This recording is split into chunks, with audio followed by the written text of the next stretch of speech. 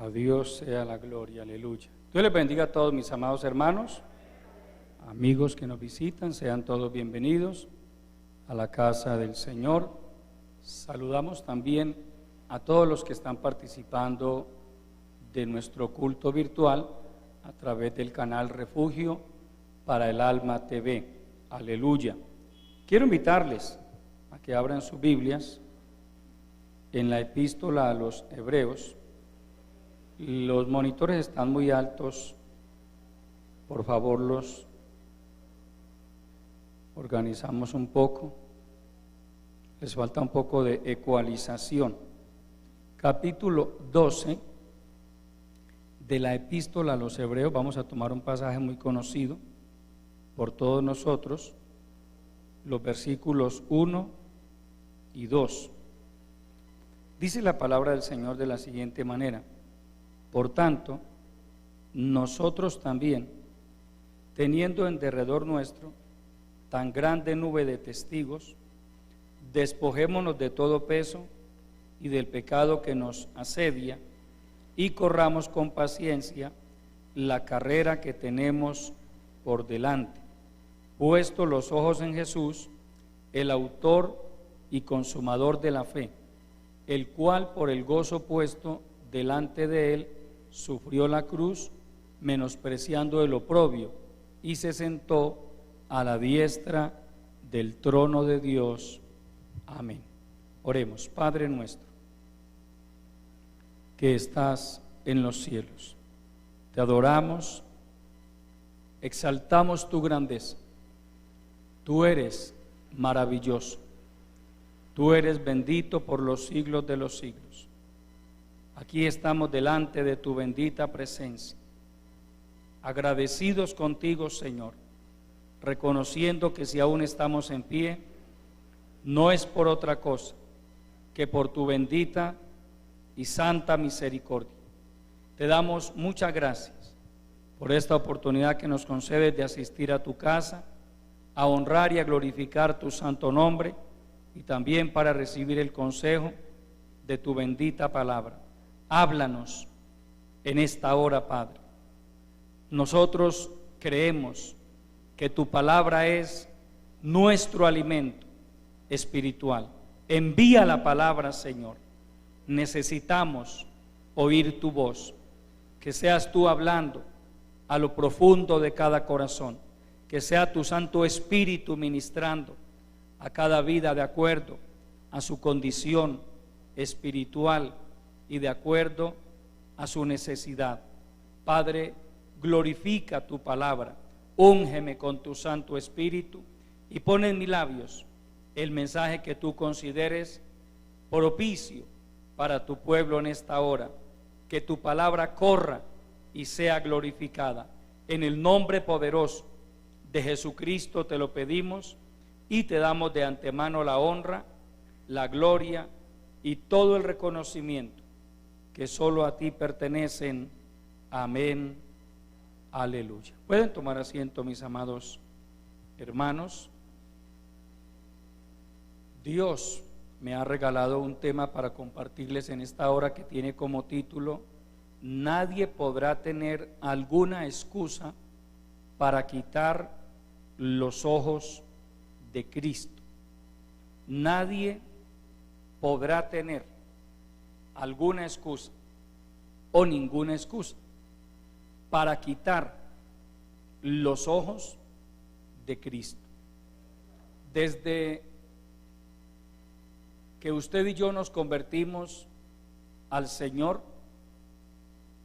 comenzaron a enseñarnos que nosotros debemos mantener puesta la mirada en Dios, no en las cosas de este mundo, que debemos procurar amar a Dios por sobre todas las cosas. Pero, como hemos ido aprendiendo también a través de el tiempo, en este camino del Evangelio, hay luchas, hay ataques de las tinieblas, hay pruebas, seguimos siendo débiles, seguimos siendo tan humanos como antes de convertirnos, con la diferencia de que ahora en cada cristiano nacido de nuevo está la naturaleza divina de la cual hemos sido hechos partícipes por el Dios Todopoderoso. Dios determinó que los creyentes fuésemos fieles a Él en medio de un mundo hostil, en medio de un mundo enemigo del Evangelio, enemigo de la piedad, enemigo de la santidad. Dios no creó o no estableció una nación aparte, por decir algo, que en África habría una ciudad especial para los cristianos, en Europa un país especial para los cristianos, en América un país especial para los cristianos. No, el Señor determinó que nosotros desarrolláramos nuestra carrera cristiana en medio del mundo, en medio de un mundo malo, controlado por fuerzas oscuras, como bien lo sabemos a través de la palabra de Dios. Por eso es que también las Escrituras nos indican que usted y yo estamos llamados a vencer. El creyente que no tenga una mentalidad de vencedor no va a ser capaz en este camino, hermano.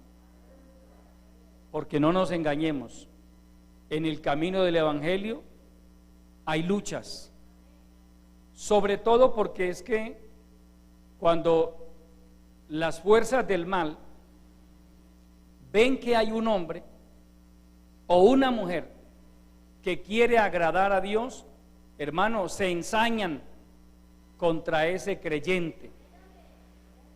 Y por eso a veces usted se preguntará, hermano, ¿por qué tantas luchas? La Biblia nos da las razones, amados hermanos, del porqué de las luchas.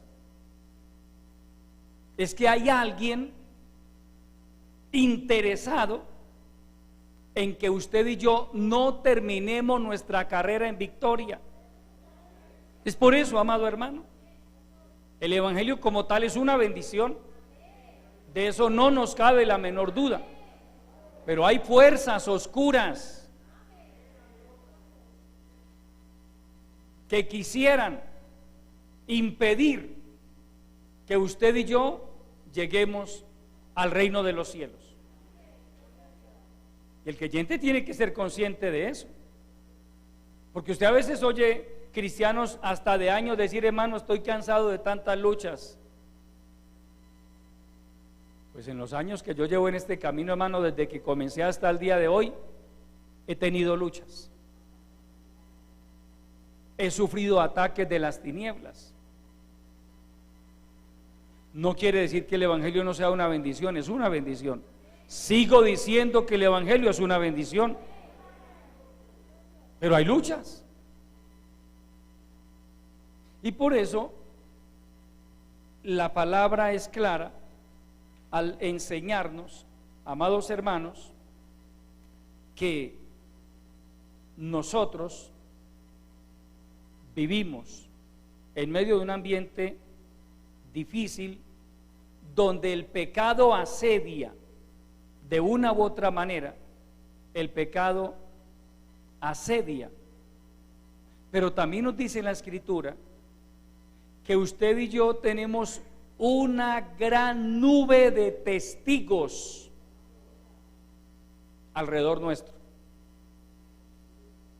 El escritor a los Hebreos dice, por tanto, teniendo en derredor nuestro tan grande nube de testigos. Y no se refiere a estos hermanos que están sentados a su lado, se refiere a todos los que desde la antigüedad pasaron por pruebas iguales o más difíciles que las que a usted y a mí nos han tocado, y sin embargo vencieron. Usted nota cuando lee el capítulo 11 de Hebreos que el autor comienza a enumerar a una cantidad de personajes que por la fe vencieron, terminaron sus carreras en victoria, no porque no hayan tenido problemas, no porque no hayan sufrido ataques de las tinieblas, no porque no hayan sido débiles como personas, como seres humanos que eran, sino, entre otras cosas, dice la palabra, porque tenían puesta la mirada en el galardón, porque esperaban una ciudad, porque confiaban en las promesas que Dios les había dado. Y por eso usted ve a hombres como Abraham, que dejó su comodidad en Ur de los Caldeos, de donde era natural. Allí tenía su familia, tenía sus posesiones, sus propiedades. Pero un día Dios le habló, porque Dios siempre ha hablado a través de la historia. El escritor a los Hebreos también dice: Dios, habiendo hablado en otro tiempo a los padres de muchas maneras, entre ellas a través de profecía, a través de sueños, a través de la palabra, a través de revelaciones, en estos posteros días nos ha hablado por el Hijo, es decir, a través del Evangelio y de todo el Nuevo Testamento. Pero hermano, Dios siempre ha hablado, siempre, desde el comienzo. Desde que estableció a Adán y Eva en el huerto del Edén, la Biblia nos dice que Dios hablaba con ellos, y que esa comunión entre Dios y la primera pareja humana se rompió cuando desafortunadamente ellos pecaron contra Dios. Pero mientras el cristiano procure continuamente guardarse para Dios, siempre tendrá comunión con Él. Usted y yo estamos llamados a tener comunión con el Señor, a través de la oración, a través de la adoración, a través del estudio de la palabra.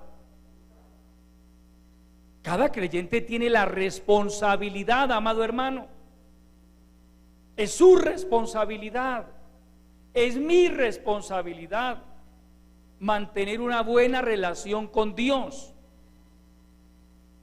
porque de eso va a depender nuestra firmeza en este camino. Entonces lo que nos dice el escritor es: desde la antigüedad hubo hombres y mujeres que honraron a Dios, que marcaron la diferencia por encima de las demás personas. Y todos esos hombres tuvieron algo en común: la fe. Por la fe. Y mire que también dice la escritura: mas el justo por la fe vivirá. La fe, esa confianza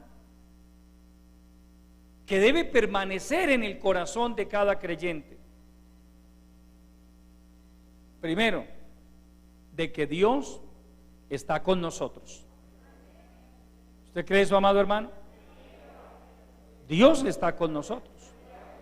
Es más, está en nosotros. Segundo, de que hay promesas en las Escrituras que nos indican que Dios jamás desampara a ninguno de sus hijos. Porque los héroes de la fe que menciona Hebreos capítulo 11, que no son todos, el escritor dice: tiempo me faltaría para hablar de tantos más. Y de hecho omite a algunos que tuvieron algún espacio importante en las Escrituras, pero es que él dice: es que no me da el tiempo, tendría que volverme demasiado extensivo. A eso súmele, amado hermano, los otros héroes de la fe, los héroes de la fe neotestamentarios, comenzando por Esteban, Hechos capítulo 7. Allí encontramos al primer mártir de la iglesia. Fue un héroe de la fe, hermano. Murió con la espada en la mano, con la espada de la palabra de Dios en su boca, y agonizando se puso de rodillas, hermano, y mirando al cielo clamó a Dios por los que lo estaban asesinando. Y ahí, hermanos, de ahí hacia acá, la Biblia, el Nuevo Testamento y la historia de la iglesia nos hablan de millones y millones de personas que por la fe prefirieron ir a una hoguera, prefirieron ser devorados por leones, amén, entre muchas otras cosas, amados hermanos, por la fe. Entonces lo que nos dice la palabra es: toda esa nube de testigos, de una u otra manera, atestiguan y atestiguarán sobre cada uno de nosotros. Me explico. Nadie podrá decir, porque recuerde que nosotros también vamos a ser juzgados, amén. Nadie podrá decir en el juicio final: Señor, no fui capaz de mantenerme fiel a ti por esto y por esto y por esto. ¿Qué excusa podría presentar un cristiano de este tiempo? Hablemos del que se cansa de luchar, del que se deja arrastrar por la corriente de este mundo, del que prefiere tirarlo todo. Igual un día se va a ir de este mundo. Se muere el cristiano fiel y se muere el descarriado también. Amén. Los descarriados también se mueren. Algunos de ellos, por misericordia de Dios, usted oye que por allá en un hospital, hermano, en medio de muchos dolores, se reconcilian con el Señor. Bueno, pues gloria a Dios. A través de esta situación que el mundo está viviendo, hermano, Dios llamó a muchos a ponerlos a cuentas. Y he oído casos de algunos que antes de que fueran intubados se pusieron a cuentas con el Señor y no le volvieron a sacar el tubo, porque sabemos que quienes mueren en esa condición, el tubito será lo único que se lleven de este mundo, el tubito. Sí, hermano. Pero he oído de algunos de ellos que antes de la intubación,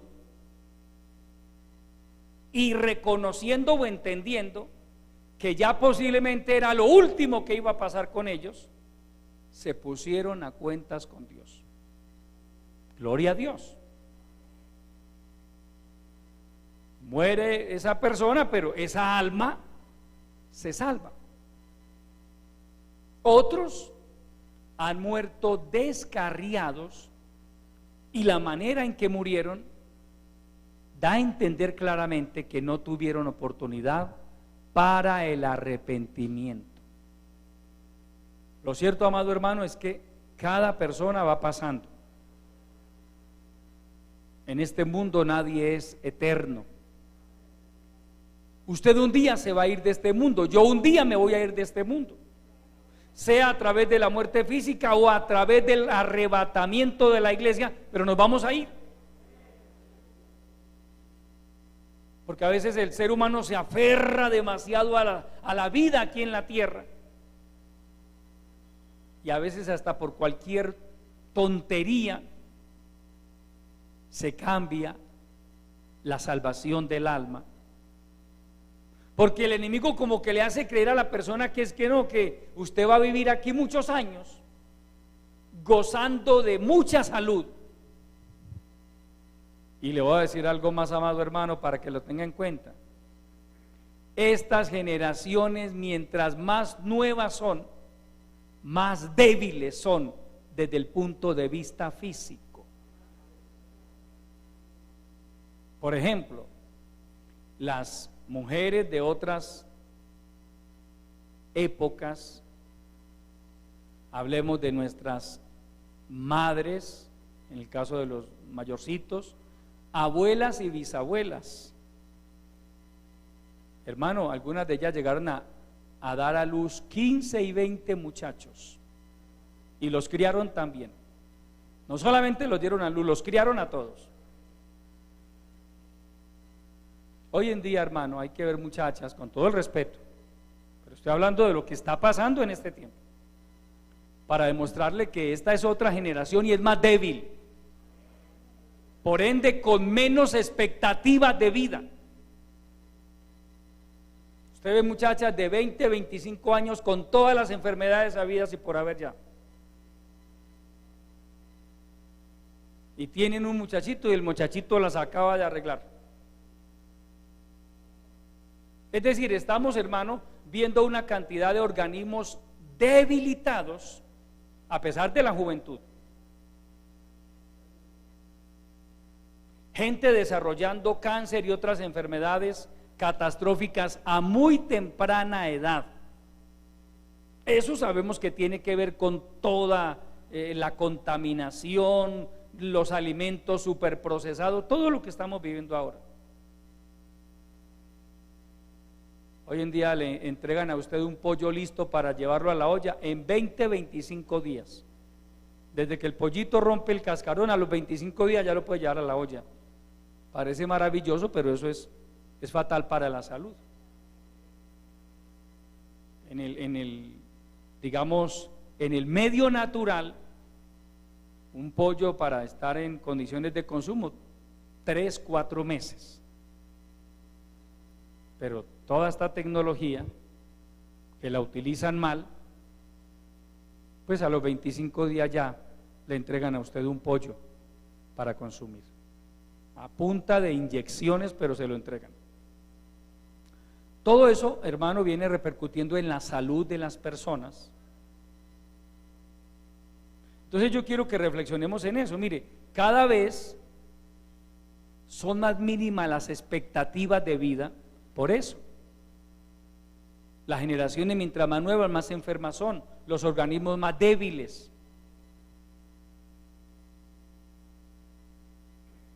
Y a eso sume el hermano que es que literalmente estamos llegando al fin de esta dispensación.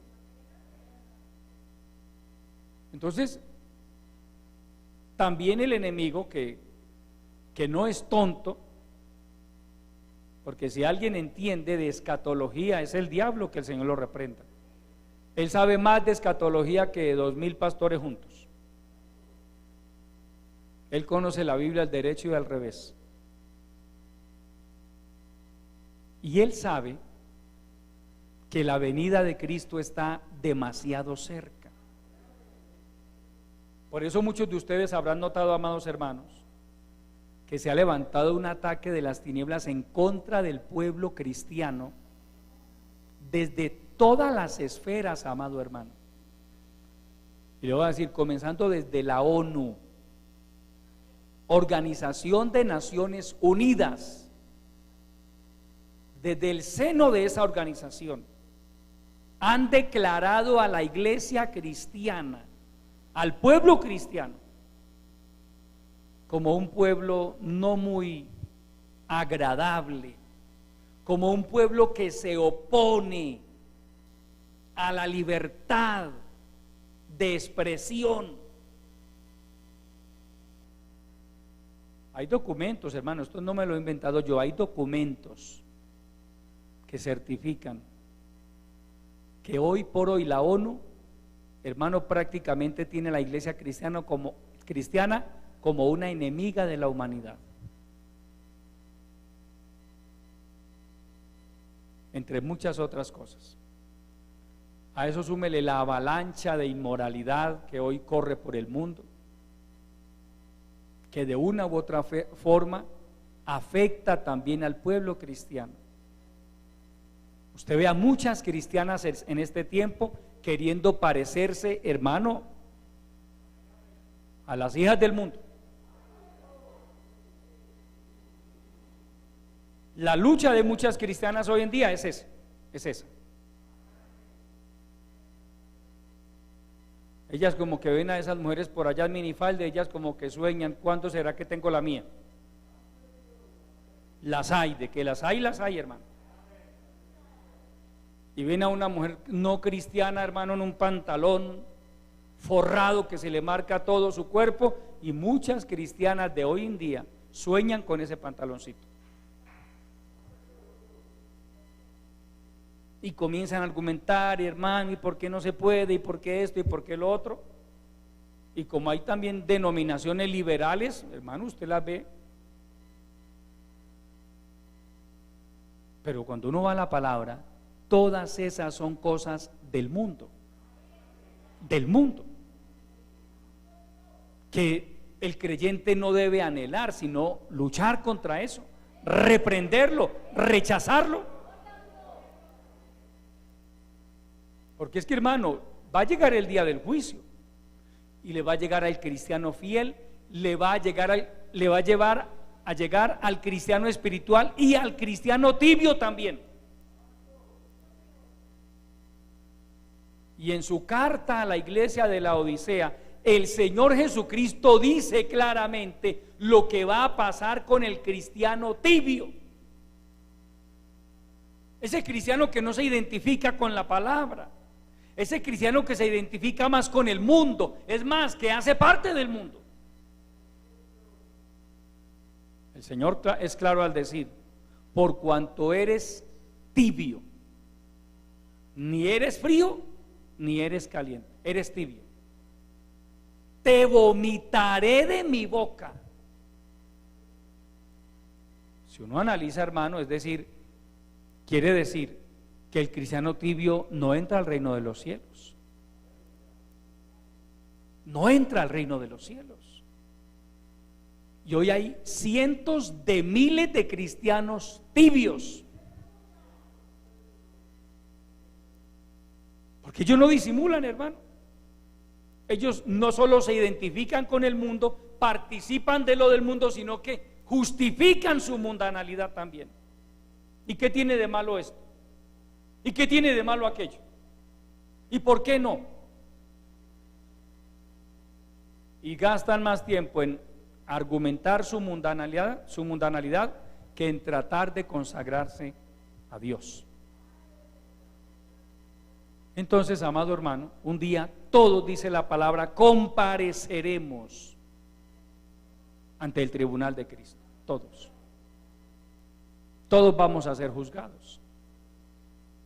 Entonces, al que no fue capaz porque le pudo el mundo, porque le pudo la carne, mi pregunta es: ¿con qué argumento le va a salir a Dios? ¿Qué le va a decir? Señor, es que esto, es que aquello, es que en la iglesia. Cualquiera podría tener las 1000 mejores excusas del mundo, pero aquí nos dice la palabra que a través de la historia ha habido una gran nube, óigase bien, una gran nube de testigos, de gente que, hermano, nos va a decir a usted y a mí: yo pasé por situaciones más difíciles que las suyas y vencí. Amén. ¿O cómo cree usted que les fue a todos los cristianos de la Edad Media, cuando la Iglesia Católica Romana arreciaba contra ellos a través de las diabólicas inquisiciones? ¿Cómo cree que les fue a los hermanos? Usted y yo podemos decir: mire, hermano, yo vivo en tal parte, mi dirección es esta, mi teléfono es este, escríbame a mi WhatsApp. Y en caso de que no le responda, vaya a mi casa y me toca la puerta. Esos hermanos de la antigüedad no podían decir yo vivo en tal parte. Ellos vivían de monte en monte, de cueva en cueva, huyendo. Y cuando los capturaban, los mataban, los quemaban vivos, los torturaban. Pero no renegaron de Cristo. Se mantuvieron fieles, amados hermanos. Nosotros, por la misericordia de Dios, hoy tenemos libertad. Mire, hay países, si usted lo sabe, ahí están las noticias. ¿Usted cree que, por ejemplo, en Afganistán en este momento, los cristianos, porque hay cristianos en Afganistán, a pesar de todo hay cristianos, ¿usted cree que ellos se pueden reunir en un templo así como nosotros? Hermanos, si lo hacen, expuestos a que lo exploten ahí mismo a todos. Nosotros tenemos una libertad preciosa, alabamos a Dios, la gente nos respeta, algunos hasta nos admiran.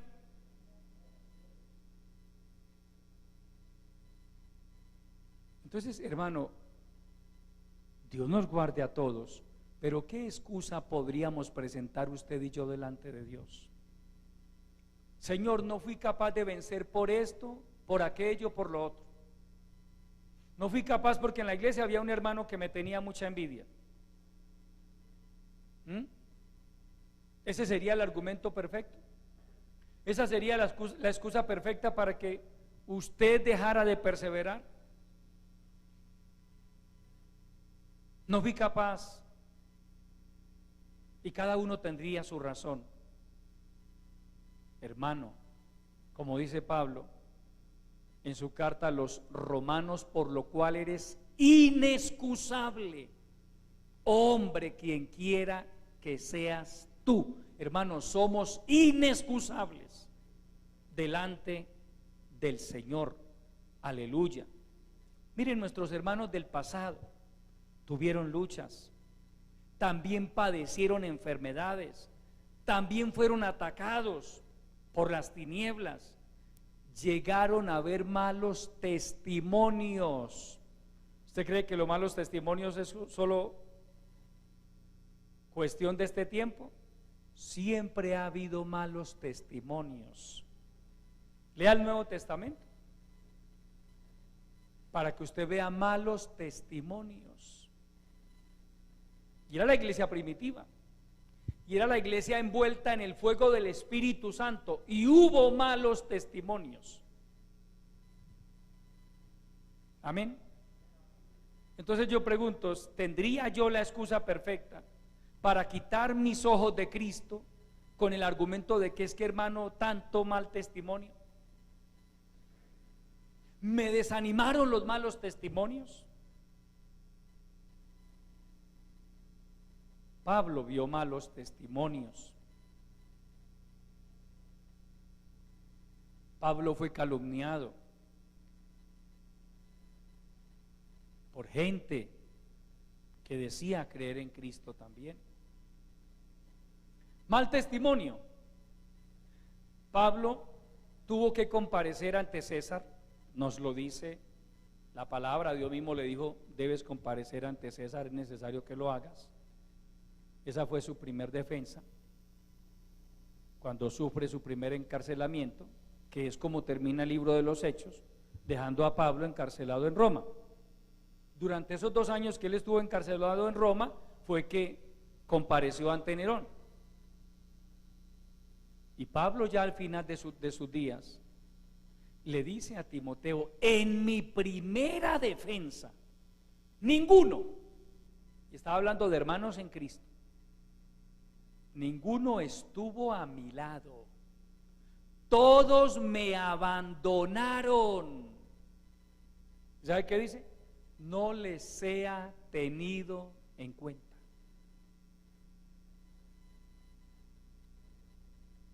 ¿Sí, amado hermano? Si vamos a hablar de malos testimonios, si vamos a hablar de hermanos crueles, desalmados, sin amor. ¿Qué es lo que más reclama el cristiano de este tiempo? El amor. ¿Dónde está el amor?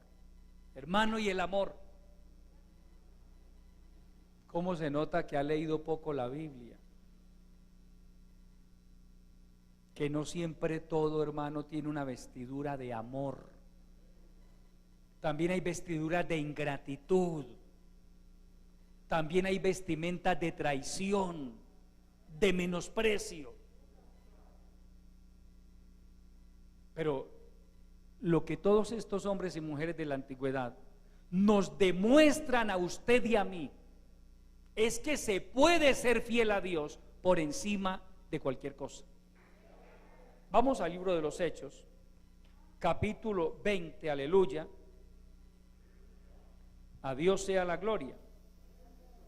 Hechos capítulo 20. Jesucristo es el Señor, aleluya. Vamos a leer los versículos 22 al 24. Dice el apóstol Pablo: ahora, he aquí, ligado yo en espíritu, voy a Jerusalén, sin saber lo que allá me ha de acontecer, salvo que el Espíritu Santo por todas las ciudades me da testimonio diciendo que me esperan prisiones y tribulaciones. Verso 24: pero de ninguna cosa hago caso, ni estimo preciosa mi vida para mí mismo, con tal que acabe mi carrera con gozo y el ministerio que recibí del Señor Jesús para dar testimonio del Evangelio de la gracia de Dios. Hermano, qué vergüenza de todos nosotros con el apóstol Pablo, hermano. Qué pena, hermano, de verdad. Mire, primero, si usted ha leído el capítulo, sabe que hubo profetas que le hablaban: hermano Pablo, no vaya a Jerusalén. Hubo uno llamado Agabo, que tomó el cinturón de Pablo, se ató con él y comenzó a profetizar y dijo: así van a atar en Jerusalén al varón dueño de este cinto. Y cuando los hermanos oyen esa profecía, le dicen: hermano Pablo, por favor, no vaya a Jerusalén, por favor, hermano. Pablo les dice: basta ya, ¿qué hacéis turbándome el espíritu? Dice: por donde quiera que paso. Él iba de ciudad en ciudad, rumbo a Jerusalén, pero en cada ciudad entraba y se reunía con los hermanos. Y siempre el Espíritu Santo le decía: en Jerusalén vas a tener tribulaciones, vas a caer preso. Y hermano, Pablo dice: de ninguna cosa hago caso, ni estimo preciosa mi vida para mí mismo. Oiga, con tal que acabe mi carrera con gozo. Qué mentalidad, amado hermano, qué actitud. Lo único que yo quiero es terminar mi carrera con gozo. De ninguna cosa hago caso. Hermano, es lo que debe pasar con cada uno de nosotros. No estemos haciendo caso de todo lo que vemos, de todo lo que escuchemos. No, hermano, de ninguna cosa hago caso, con tal que acabe mi carrera con gozo. Esa debe ser la mentalidad de todo buen cristiano. Y la oración: Señor, ayúdame a terminar mi carrera con gozo. Porque esta carrera hay que acabarla, hermano. Aquí nos está diciendo el apóstol o el escritor a los hebreos que nos despojemos de todo peso del pecado que nos esté asediando y corramos con paciencia la carrera que tenemos por delante. Esta es una carrera, toda carrera tiene una meta. Amén. Toda carrera tiene una meta. Y a la meta se llega después de haber cumplido con ciertas etapas.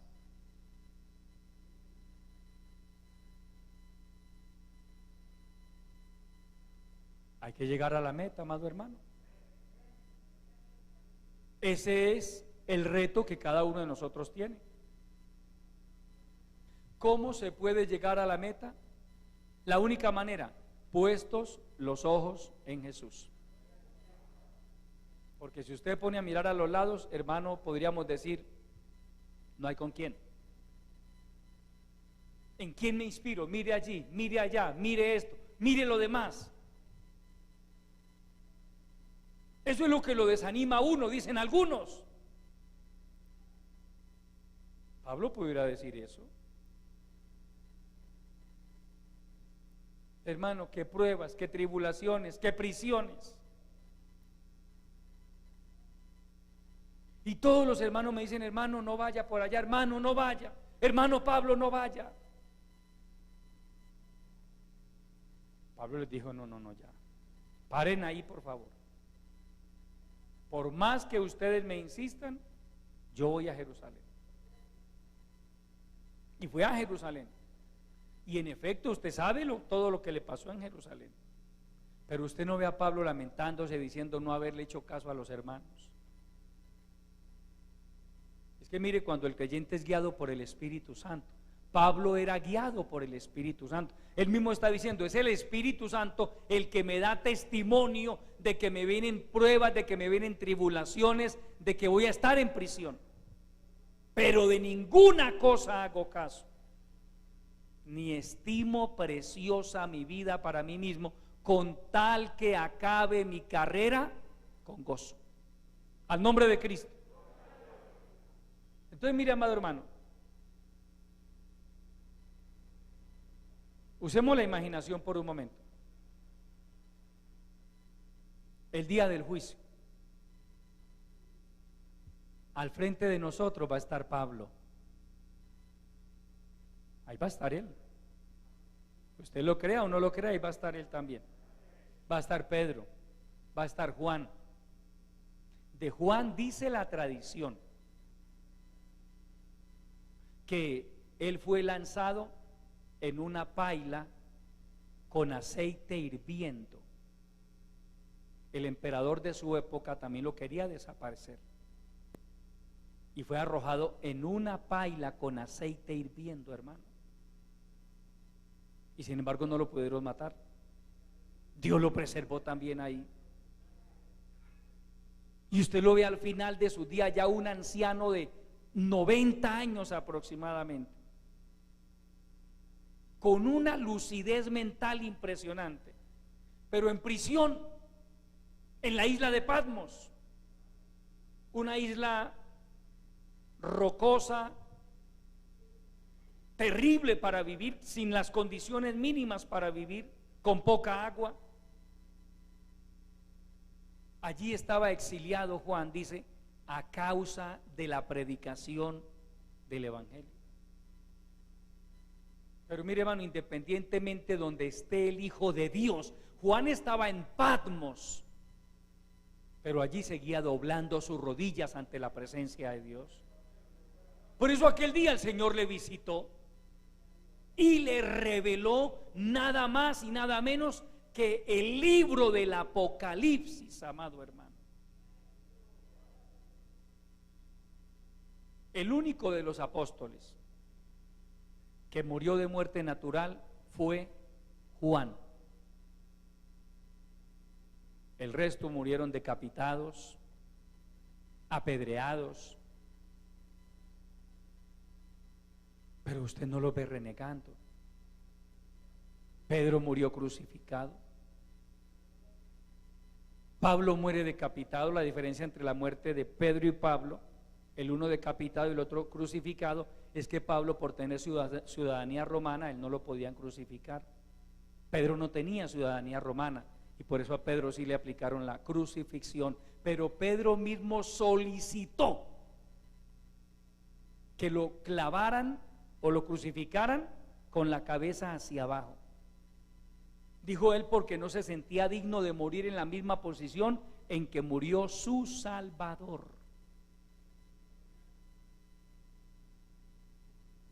¿Y cuánto hermanito crucificado hay en las iglesias, hermano? usted los ve en unas pruebas tremendas, pues tremendas según ellos, porque a la luz de la Escritura realmente no le está pasando nada.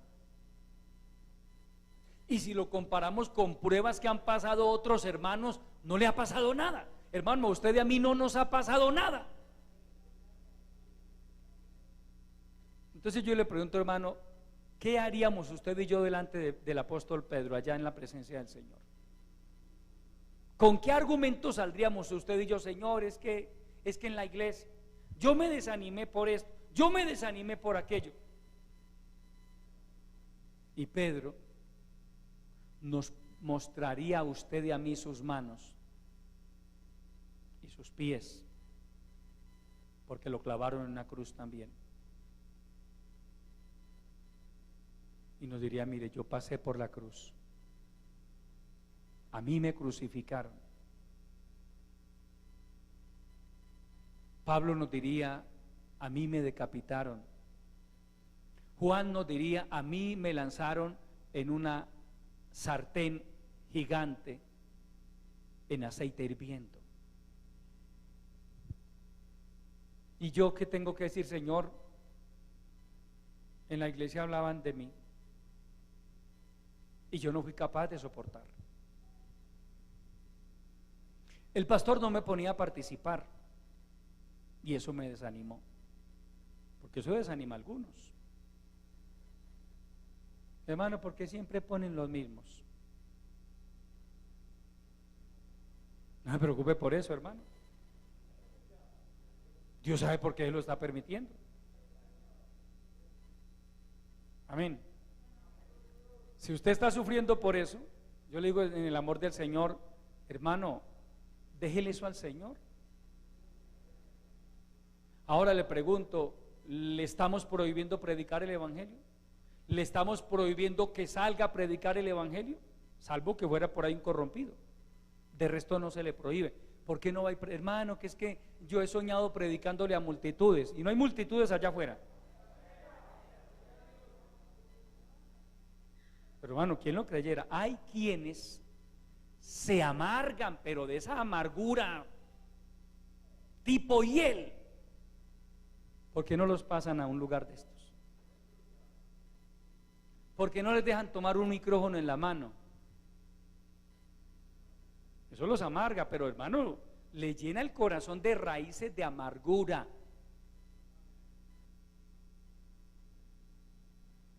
Ojalá no sea su caso, hermano, pero podría ser el de alguno.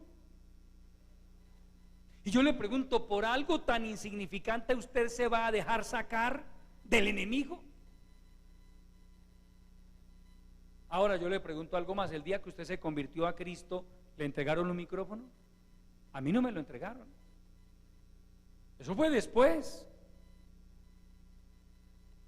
Recuerde que el Señor habla de añadiduras. A usted Dios le da unas añadiduras, a mí me da otras, al hermano de allí le da otras. A este hermano Dios le da unos dones, a este le da otros dones. A usted quizá le ha dado dones, pero ni siquiera se ha dado cuenta que los tiene. ¿Y sabe por qué algunos ni siquiera, hermano, han podido identificar lo que Dios les ha dado? Porque tienen la mirada aquí, puesta aquí, no en Cristo, sino acá. A mí ni siquiera un amén me sacan allá, hermano. Pues yo le voy a decir, hermano, es que esto a veces hay que ganárselo. Hay que asolearse un poquito. Amén.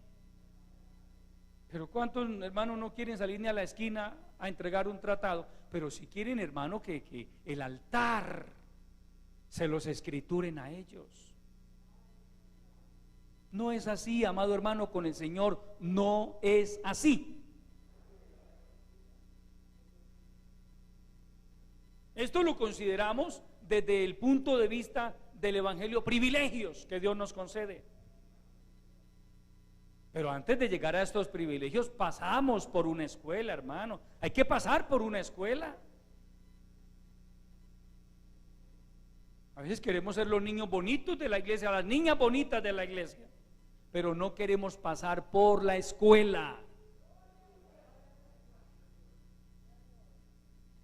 ¿Cuántos de los que sueñan, hermano, con estar al frente, con un micrófono inalámbrico en la mano, nunca cogen una trapeadora? Nunca la cogen. Nunca, hermano, lavan un baño de la iglesia. Pero su amargura, su resentimiento con el pastor es porque no los ponen al frente. Sería fatal para usted, si fuera su caso, que se deje engañar del enemigo de esa manera. Al nombre de Cristo. Es que yo le digo, hermano, venimos de una escuela en la que, en el caso de este servidor, a mí no me entregaron un micrófono, a mí no me pararon al frente, a mí me dijeron, vaya, predique la palabra, salga a predicar el evangelio. Estos días bajamos mi esposa y yo por allí, por el barrio París, nos acordábamos, hermano, de cómo unos 25 años atrás nosotros nos recorrimos las calles del barrio París, de Los Sauces, predicando el evangelio, hermano. Y mi esposa me decía, porque muchas veces a ella le tocó salir sola por mi trabajo, me decía, mire, por aquí hacía yo cultos con los niños en la mano, y ella se iba y predicaba la palabra con los niños en la mano y un parlantico en la otra mano, y predicaba el evangelio, hermano. Todos esos barrios los recorrimos nosotros predicando el evangelio. Y hoy pasamos por lugares que uno se acuerda, Dios mío, por aquí estuvimos predicando hace muchos años. Pero hubo una escuela, amado hermano. Eso no fue que llegamos a una iglesia y ahí mismo, bienvenido hermano Pedro, venga, súbase acá al altar, tome un micrófono, póngase una chaqueta.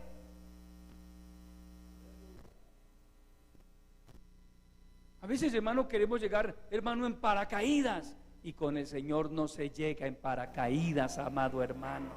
Si usted pretende llegar en paracaídas con Dios, se equivocó, hermano. Dios primero nos pasa por escuelas, y el proceso es el mismo, hermano, es el mismo. Cuando hoy se nombra a un hermano de líder, es porque ha dado frutos de que él de verdad quiere servir. Y le analizamos y apoya a su grupo y trabaja y sale. Aquí no nombramos líderes que por esa cara tan bonita que tiene ese hermano, ese hermano con esa cara que tiene, hermano de líder, debe ser tremendo. No, hermano, no es por la cara. Esa hermana con ese cuerpo, uy, hermano, eso debe ser llegar, uy, no, esa hermana de líder tiene que ser, uy, no, man, ese cuerpazo y ese rostro que tiene. No, esto no es un reinado de belleza, hermano. Amén. Porque mire, a veces queremos poner la iglesia en el mismo nivel del mundo, porque la filosofía del mundo es esa: el cuerpo, la cara, la posición económica. Usted tiene que ser. No, hermano, no. ¿Quiere servir a Dios? ¿Quiere que Dios lo levante? ¿Quiere que Dios haga algo con su vida? Pues hermano, entre a la escuela. Entre a la escuela de formación. Salga a llevar la palabra. Úntese por ahí, hermano, de tamal. Úntese de almuerzos. Úntese, hermano, de evangélico. Pero eso es muy sencillo, usted llegar a toda hora al culto así, todo hermano, bien elegante. Hermano, y usted cree, mire la elegancia con que yo llego, y usted cree que el pastor me pone a mí. Nunca, hermano. Y ese otro hermano llega con la camisa arrugada y le dice, dirige al culto. ¿Sí? Porque a veces creemos que es así. Alguna vez les conté que un día en cierto, ya hace algunos años, en plena dominical, llegó un hombre muy trajado, el hombre, con maletín, se me presentó y me dijo, yo soy fulano de tal, maestro de escuela dominical, doy clases de teología, doy esto y esto y esto y esto. O sea, el hombre de entrada llegó pues como a decir, lo voy a impresionar. Voy a impresionar a ese pastor, le voy a mostrar mis pergaminos. Y me dijo, a la orden, pastor, a la orden, lo que necesite. Tal como que esperaba que yo le dijera, claro, hermano, bienvenido, siga, arranque. Yo le dije, no, bienvenido, Dios lo bendiga. Pues el hombre estuvo como 2 o 3 cultos por ahí, como vio que nada, salió y se fue. Así hay gente, hermano. Ellos no quieren pasar por la escuela, ellos quieren llegar de una vez a ocupar posiciones de privilegio. Porque bíblicamente hablando, el diaconado y el ministerio son privilegios que Dios da. Pero vaya por la palabra. Mire quiénes fueron esos hombres que en su momento Dios comenzó a levantar. ¿Por qué Timoteo llegó a ser lo que fue? ¿Por qué Tito llegó a ser lo que fue? ¿Por qué esos hombres, hermano, que aparecen ahí en el Nuevo Testamento? Porque Pablo da testimonio de que cada uno de ellos, hermano, era un combatiente a su lado. ¿Por qué cree, hermano, que, mire, si usted ha leído Hechos de los Apóstoles, Hechos capítulo 16, usted conoce la historia de Juan Marcos? ¿Por qué Pablo tuvo ese problema con Bernabé? ¿Y por qué Pablo solo con el paso de los años, ya por allá cuando estaba a punto de morir, habían pasado muchos años? Me llama la atención ese detalle. Habían pasado muchos años. Y ahora Pablo le dice a Timoteo, envíame a Marcos porque me es útil para el ministerio. ¿Por qué? Porque Pablo, hermano, se tomó años para superar, permítame decírselo así, el trauma que le dejó la actitud de Marcos en Panfilia. Cuando Pablo y Bernabé salieron en su primer viaje misionero, fue a ellos los que los llamó el Señor, ¿sí o no? Dice la palabra, y dijo el Espíritu Santo, apartadme a Bernabé y a Saulo para la obra a la cual os he llamado. El Espíritu Santo no habló de Marcos, pero Bernabé le dijo, hermano, Juan Marcos quiere ir con nosotros, era sobrino de Bernabé. Pablo dijo, pues que vaya. Y llegan a la isla de Chipre, predican allí el evangelio, todo muy bien, todo muy bonito. Pero cuando cruzan el mar y llegan a la región de Panfilia, con la idea de subir a Antioquía de Pisidia, que para poder llegar a Antioquía de Pisidia había que cruzar los montes Tauro, unas montañas, hermano, muy difíciles de transitar, que tenían historia, hermano. La historia decía que en esas montañas, en esos caminos, aparecían bandas de ladrones y atracaban y mataban. Pues Lucas omite esos detalles, pero yo quiero conjeturar y decir que cuando Marcos comenzó a escuchar esas historias y que había que pasar quizá 1 o 2 meses cruzando esas montañas Tauro, Marcos dijo, yo me devuelvo. Yo creí que esto era todo ahora en barquito, hermano, bien, en ese barco tan bueno. Yo creí que esto era a toda hora navegando por el océano, pero ahora dice que hay que caminar, hay que cruzar ríos. ¿Qué tal que yo por ahí en la montaña esa, hermano, me despeñe por allá y me mate y mi mamá no me vuelva a ver? Yo me voy para Jerusalén, hermano. Y se le devolvió. Pablo y Bernabé continúan con su llamado, Dios los había llamado, hacen la obra que usted y yo conocemos por el libro de los Hechos de los Apóstoles, regresan a Antioquía de Siria, dan testimonio de cómo Dios los había usado poderosamente. Y yo me imagino a Marcos en ese culto, hermano. Eso fue un culto glorioso.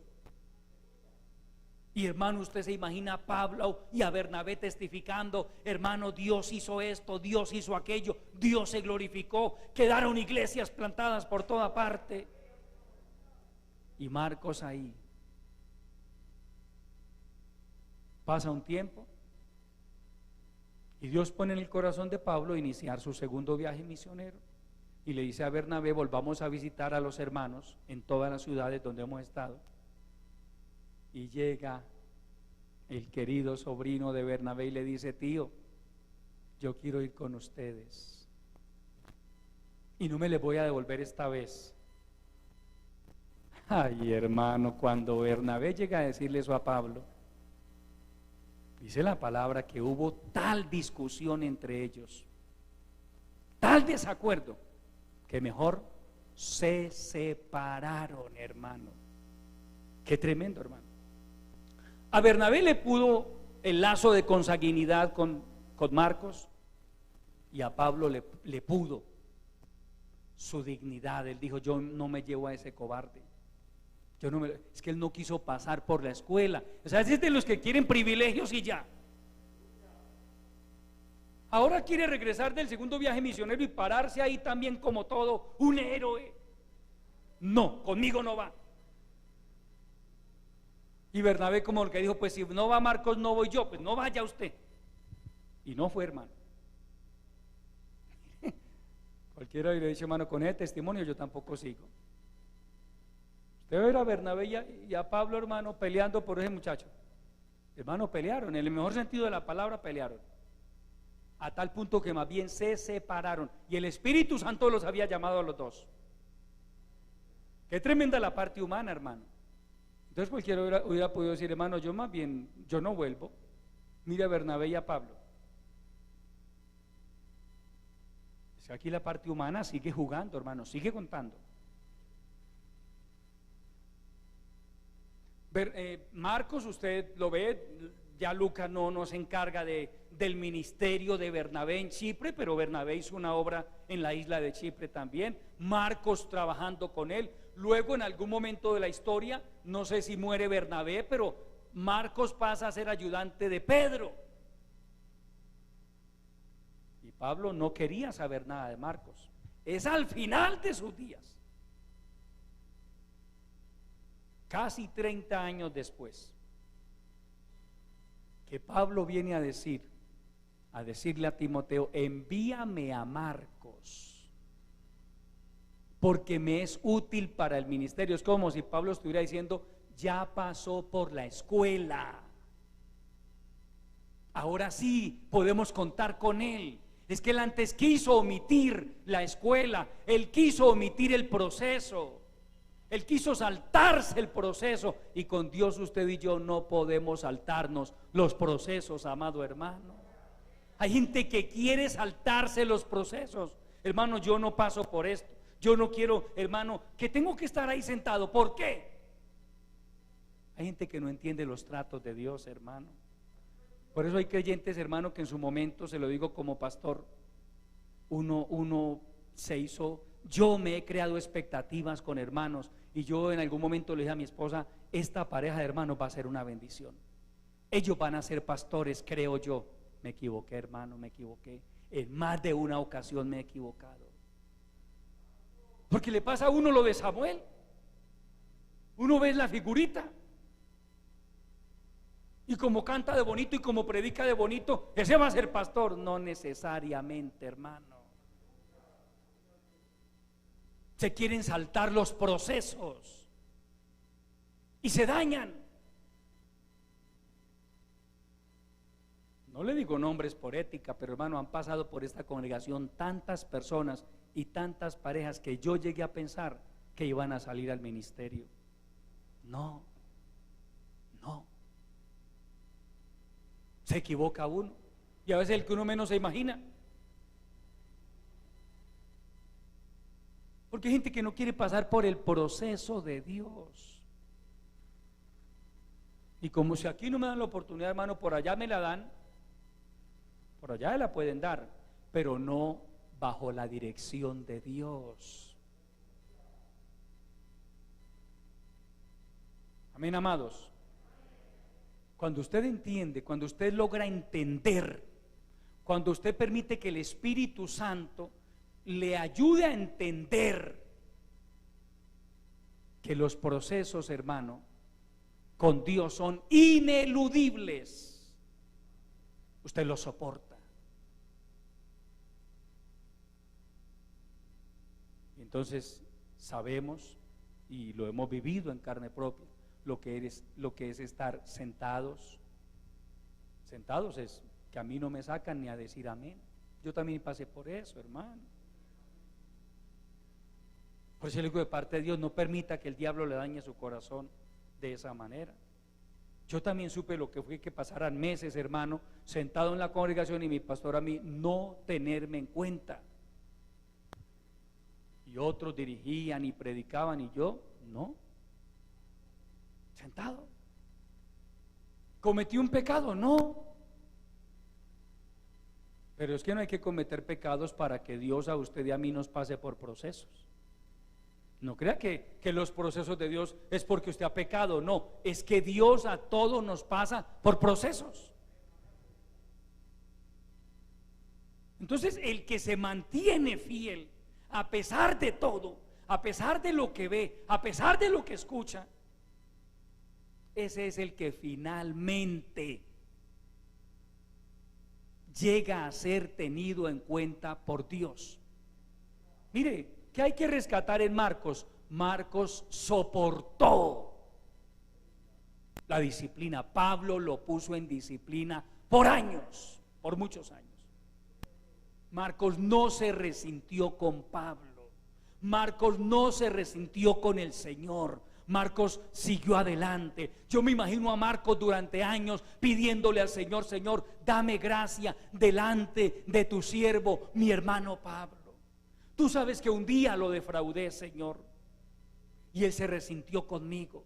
Él no quiere contar conmigo, Señor, pero permíteme servirte, permíteme seguir predicando tu palabra al lado del hermano Bernabé, al lado del hermano Pedro. Marcos se dejó formar, cometió un error, pero Dios no nos califica a usted y a mí por el primer error que cometamos. Solo bueno con el Señor. Marcos cometió un error y Dios lo disciplinó, y Marcos supo esperar en Dios. Yo por la palabra entiendo, Marcos terminó su carrera en victoria. Hubiera podido terminar descarriado, hermano. ¿Cuál hubiera sido el argumento perfecto? Hermano, el menosprecio de Pablo. Pablo me trató como si yo fuera un corrompido, un degenerado, un descarriado, hermano. Marcos entendió: yo me gané esto por cobarde, por carnal, por desleal. Es que a veces no queremos reconocer, hermano, nuestros errores y siempre nos ponemos en el lugar de víctimas. Hermano, yo soy una víctima de todos en la iglesia. Marcos no se puso en el lugar de víctima. Marcos reconoció: sí, hermano, yo fallé. Al hermano Pablo le dolió que yo me volviera de Panfilia. Yo fallé. Asumo la responsabilidad. Y mire, al final, hermano, Dios lo honró, soportó la disciplina, se dejó formar. Usted puede imaginarse a Bernabé diciéndole: nunca se vaya a cargar su corazón contra Pablo, nunca, nunca, ore por él.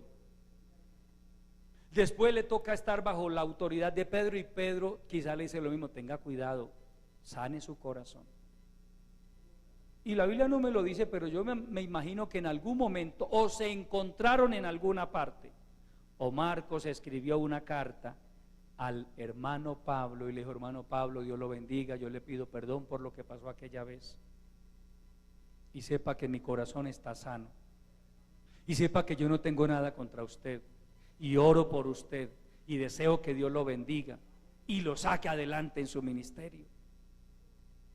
Algo tuvo que haber pasado para que finalmente Pablo hubiera tomado la determinación de decir: a Marcos se le puede dar otra oportunidad. Pasó por la escuela, se dejó formar, se dejó corregir, aceptó la corrección. Así es con Dios, amado hermano. Recuerde, su vida no está en las manos del pastor, su vida está en las manos del Señor. Y Él nos forma a cada uno de nosotros como Él lo considere necesario. No crea que Dios nos forma a usted y a mí conforme al capricho del pastor, no. Él lo hace conforme a su perfecta voluntad.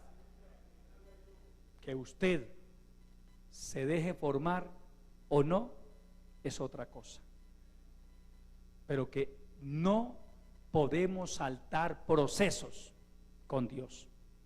Con Dios entienda y aprenda, hermano, y grabes esto en su corazón. Con Dios en este camino todo es a base de procesos.